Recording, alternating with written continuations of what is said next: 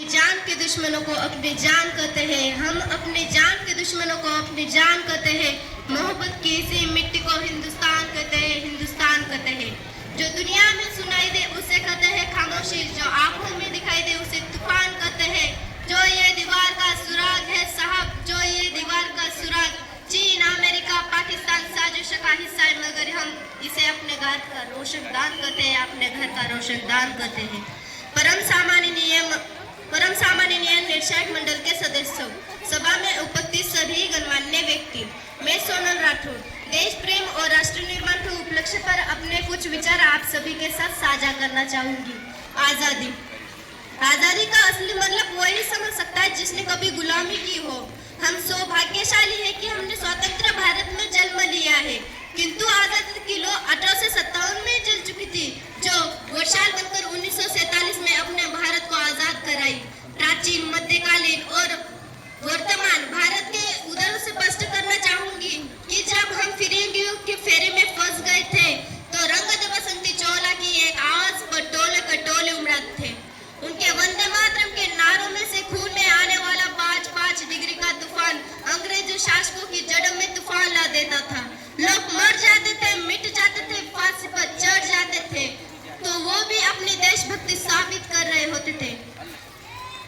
उसके बाद 62, 65 और 71 के युद्ध में अपना सुहाग गवा देने वाली औरत जब घर के ये हालत हो जाते थे कि मांग का सिंदूर गया, बाप की कमाई गई, नन्हे नौनिहालों की लंगोटियां चली गई, छोटी छोटी बेटियां की चोटियां चली गई। ऐसा एक विस्फोट हुआ पता ही चला नहीं, पूरे जिस्म की कई बूटियां चली गई और आपके लिए तो एक आदमी मरा है साहब, किंतु मेरे घर की तो रोटियां चली गई, मेरे घर की तो रोटियां चली गई। इस तरह पूरा परिवार अपने देशभक्ति साबित कर रहा होता था। तब देश बलिदान मांगता था, तब देश लड़ जाने को कहता था, तब देश मर जाने को, मिट जाने को, फांसी पर चढ़ जाने को कहता था। किंतु आज देश बलिदान नहीं मांगता, आज देश लड़ जाने को नहीं कहता, आज देश मर जाने को, मिट जाने को नहीं कहता, बल्कि मेरे विचार में यदि कोई व्यक्ति अपना काम पूरी ईमानदारी, पूरी मेहनत और पूरी लगन से करे ना, तो वही सबसे बड़ा देशभक्त है।